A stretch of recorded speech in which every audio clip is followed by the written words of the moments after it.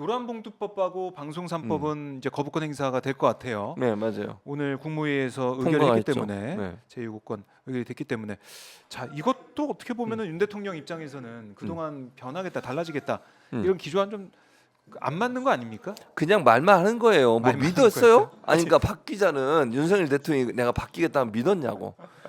사람 그렇게 쉽게 안 바뀌어요. 혹시 참. 아 그리고 그저께 뭐 했습니까? 뭐요? 엑스포 관련해 가지고 사과? 대국민 담화 제 부조 때문입니다 이렇게 얘기를 했지 않습니까? 근데 자기가 네. 처음에 부산 내려가니까 그동안 전혀 준비가 안 돼 있고 전 정권 아니에요? 그거? 전 정권 탓하는 거 아니에요? 문재인 정부 그 전에 뭐 전혀 준비가 안 돼 있어 너무 뭐 자기가 그랬고 그래서 열심히 뛰었는데 이랬다. 저는 윤석열 대통령이 그렇게 사과한 것도 본인이 이제 이런 게 있는 것 같아. 네 이거 그걸 핑계로 여러 군데 돌아다니셨잖아요. 순방. 그렇죠. 순방 좋게 표현하면 순방. 네 근데 열심히 외교를 했죠. 야 했는데 네. 결과가 지금 뭐 참담하잖아요. 그 뭔가 핑계가 더 있어야 될 거 아니에요. 미안한 거지 그게. 근데 왜 직접 사과를 했어요 이번에는? 왜 그렇게 했다고 보세요? 아 이게 왜냐면 자기 입장에서는요. 네. 이것까지 뭉개고 넘어가면 이건 돈이 넘어갈 수 없는 사안이구나. 왜냐면 본인이 다녔잖아. 아 자기가 다녔. 자기가 다녔으니까 돈 쓰고 그것도 거기에 대한 비난도 많이 있었어요 사실은. 왜냐면 그렇죠. 예산 있는 거에 플러스해서 지금 뭐 긴축 예산하고 뭐 네. 그런 예산 하고 있잖아요 지금. 그런데 예비비까지 더해가지고 그러고 다녔잖아요. 내년에 또 더 많이 또 증액해놨잖아요. 네. 이걸 계속 가야 되는 상황이잖아. 아 사과를 안 하면 어떻게 되겠어? 그만 가 이럴 거 아니야 국민들이. 계속 가야 되는데 그래요. 계속 나가기 위해서 그런 겁니까? 밑자를 깔아놓으신 거예요. 네. 자, 그럼 엑스포 얘기를 조금만 더 이어서 해보면 네. 이 거부권 행사했기 때문에 이제 노란봉투법과 방송산법은 폐기가 되는 거죠. 폐기가 될 수밖에 없는 거고 지금 상황은 그렇죠. 지금 상황은 3분의 2 3분의 이상의 안 의석이 되니까. 없기 때문에 야권에서 폐기가 된다고 치고 예. 지금 뭐 쌍특검도 지금 남아 있기 때문에 12월 계속 거부권 퍼레이드가 있을지 이것도 좀 봐야 될 것 같아요. 쌍특검을 통해서 또 우리 국민들의 의사가 이제 반영돼서 특검이 출범할 걸로 예상을 하고 있지만 거부권 행사 이 난관이 있기 때문에 변수가 있기 때문에 지켜보도록 하고 예. 엑스포 얘기 좀 더 이어서 해볼게요. 예. 엑스포 119대 29 예상하셨습니까? 몇 대 몇으로 예상하셨어요? 저요? 네. 비슷하게 예상했어요. 그래요? 그러니까 마음속으로는 정말 이기길 바랬습니다. 저는 어쨌든 우리나라 이제 유치하면 좋죠. 부산도 그렇고. 부산 저는 시민들이 많이 그러나 객관적으로 있었고. 봤을 때 네. 이기기가 어려운 상황이었어요. 그거는 정말 객관적으로 보면, 그러니까 마음으로는 이기길 바라지만 네. 객관적 상황 자체는 어렵다는 건 이미 언론에 많이 보도가 됐었고 외국 언론들은 이미 그렇게 판단하고 있었어요. 그러니까 저는 정부기관인 사람도 알았을 거라고 생각해요. 네. 개인적으로. 그래요? 모르겠어요. 그분들은 얘기를 안 하니까. 근데 그걸 정말 객관적으로 보는 사람은 누구나 다 예측 가능한 상황이었어요. 그러니까 우리가 뛰어들 때 이미 어느 정도 결정이 돼 있는 상태였고 사우디에서는요. 네. 자기들을 지지하는 나라가 122개국인가 그렇게까지 맞아요. 올렸었어요. 그렇게 얘기를 하더라고요. 네, 그 확정적으로 올렸다고요.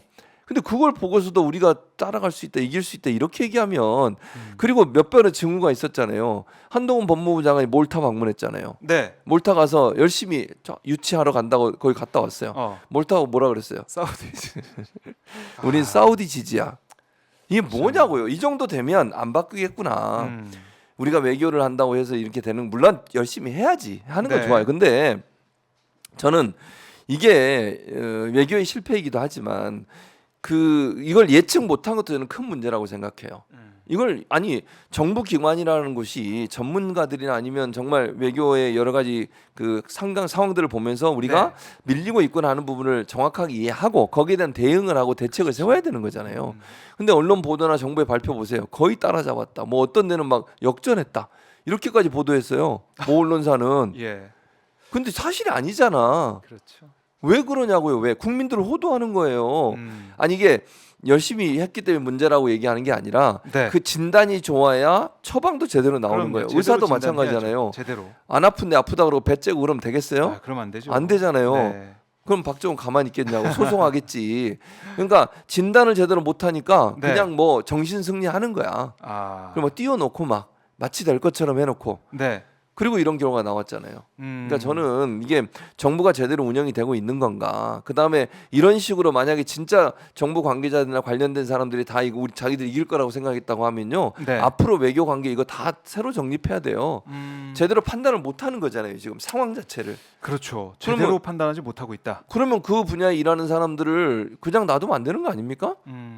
반대로 그걸 판단을 잘했는데 예스 대통령실에서 무시한 거면 또 대통령실이 문제가 되는 거고요. 그건 잘 모르겠어요. 역학관계를. 네. 그러니까 밑에서는 이거 좀 어렵습니다. 그러니까 우리가 이번에는 뭐 포기라든지 아니면 국민들한테도 우리가 열심히 따오지만 밀리고 있는 상황이다. 최대를 다해 보겠다라고 얘기를 하든지. 네. 그랬으면 실망감이 크지는 않지. 그렇죠. 새벽 1시 그 추운 날 새벽 1시까지 막 응원하고 기다리고 잠도 못 자고 있었던 분들은 얼마나 실망스럽겠어요. 그리고 대통령 외교 나갈 때도 돈 없어서 나가는데도 그래도 응원해 준 이유가 뭐야? 가서 좀 잘하고 오시라고.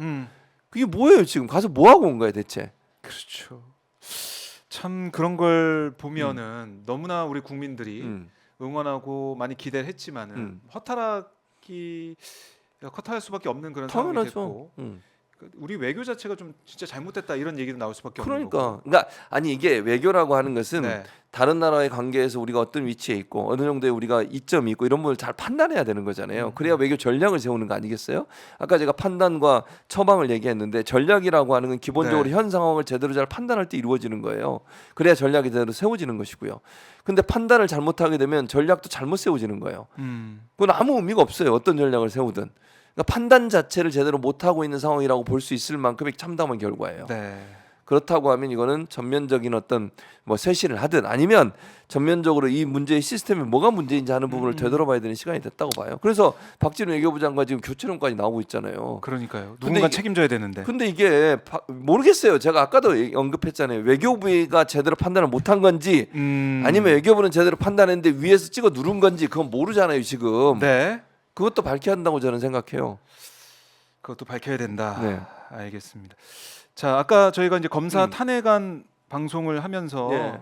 표를 정리해야 되는 제가 잘못 헷갈려 얘기했어요? 잘못 얘기한 게 있네요. 그래요? 손준성 검사 탄핵 소추안 무기명 표결에 붙여가지고 총 투표수 180표 가운데 찬성이 175표, 반대 2표, 무효 2표, 기권 1표. 제가 무효랑 기권은 이제 반대로 얘기를 반대로 했었는데 얘기했군요. 무효 2표, 기권 1표. 어쨌든 찬성은 175표, 예. 찬성이 아닌 게 5표가 있었다. 음. 이렇게 다시 한번 정정을 해드리도록 하겠습니다. 자, 뭐 엑스포도 그렇고 강서구청장 보궐선거도 그렇고 이게 그 선거 막바지까지 가서도 예측을 잘 못한 것 같아요. 못한 거죠. 보궐선거도 뭐 이길 수 있다. 아니면 그렇게 표 차이가 많이 안 날 것이다라고 했는데 엄청난 17%가 넘는 표 차이가 났고 이번에도 마찬가지고 제대로 된 판단이 안 되고 있어서 대통령실이 정말 인해 장막에 처져 있는 것인지 정보가 못 올라가는 것인지 아니면 그런 정보를 아예 안 주는 것인지 이것도 궁금해서 그러니까요. 국정기조 전환이 제대로 안 될 것 같다는 생각이 들어요. 당연하죠. 그러니까 대통령이, 그러니까 저는 이제 우리가 이제 상상을 해보는 거잖아요. 대통령이 제대로 된 정보를 받음에도 불구하고 본인 의지로 무시하는 건지 네. 아니면 지금 말씀하신 것처럼 밑에서는 뭐 부처나 이런 데서는 제대로 올라가는데 현장 실무선에는 대통령실에 누군가가 그거를 차단시키고 대통령이 싫어하거나 아니면 대통령이 불쾌할 내용들을 아예 올리지 않는 것인지 그걸 잘 모르겠어요. 모르겠어요. 근데 문제는 뭐냐면 네. 대통령의 최종적인 결단과 판단에 영향을 미치는 정보가 왜곡돼서 올라가거나 차단돼서 올라가거나 아니면 정말 심기경호라고 소위 얘기하잖아요. 대통령이 기분 나쁜 건 다 걸르고 올라간다고는 대단히 위험한 상황이에요. 이거는. 그러면 오판이 일어나는 거 오판이. 그러면 국정 운영에 잘못된 판단과 결정이 내려지는 이유가 되는 거잖아요. 그러니까 이게 뭐 엑스포 뭐 이 예측 이거는 뭐 그렇다 쳐도 그렇죠. 안보 그렇지. 이런데 큰 문제가 북한과의 있어가지고. 관계나 이 한반도 긴장 관계에 있어서 잘못 판단하게 되면 큰일 그럴 나는 거 수 있죠. 아닙니까? 그렇죠. 그러니까 9.19 군사합의도 그래. 네. 이거 없애도 돼요. 이렇게 올라가 버리면 어떻게 되겠냐고. 하하. 이게 9.19 군사합의가 없어져서 파기됐을 때 우리가 가질 수 있는 뭐 그러니까 신원식 장관의 태도를 보면 그렇게 올라갔을 것 같아. 신원식 장관이 그 인터뷰에서 뭐라 그랬어요? 손해 본 건 이론이고 네. 이익 깬 게 뭐 1조인가? 일조. 어처구니가 없더라고. 네. 김종대 의원이 여기서 얘기했잖아요. 이론을 손해 본다고요? 진짜 웃기는 얘기예요. 그 안전지대가 없어짐으로써 우리가 얼마나 부담해야 되는 안보 위기감이라든지 한반도 위기론이라든지 그다음에 외국 자본이나 외국의 그렇죠. 투자자들이 줄어들 것을 생각한다면 1조가 아니라요. 그건 수십조에 달할 거라고 저는 생각해. 생명 국민의 생명과 안전은요. 우리 국민 한 사람이 갖고 있는 가치가 1조보다 못해요? 아, 그건 아니잖아요. 근데 그런 식으로 표현하는 게 말이 됩니까? 아니 북한이 뭐라 당장 무장을 하고 있잖아요. 판문점에서 네네. 무장하고 있고 뭐 무기들 전부 어. 전진 배치하고 있고 국지전 발생하면 어떻게 할 거예요? 소중한 군인들 생명이라도 잃으면 어떻게 할 거냐고. 우리 아들 딸들. 우리가 이기더라도 피해는 그렇죠. 우리한테도 와요.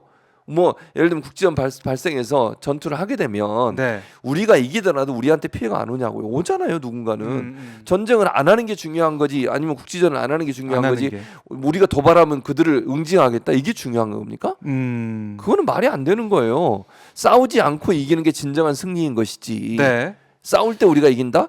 피해는 누구한테나 오는 거예요. 이스라엘 팔레스타인 전쟁 보세요. 이스라엘은 피해가 없어요. 그러면 아유, 그렇죠. 피해. 말도 안 되는 얘기지. 그게 무슨 그러니까요. 논리가 그런 논리가 있어요. 평화가 제일 중요하다라는 네. 걸 다시 한번 우리가 강조할 수밖에 없는 것이고 오판 얘기하다가 군사 얘기까지 했는데요. 정말 제대로 판단해야 된다. 네. 다시 한번 지적을 하고요.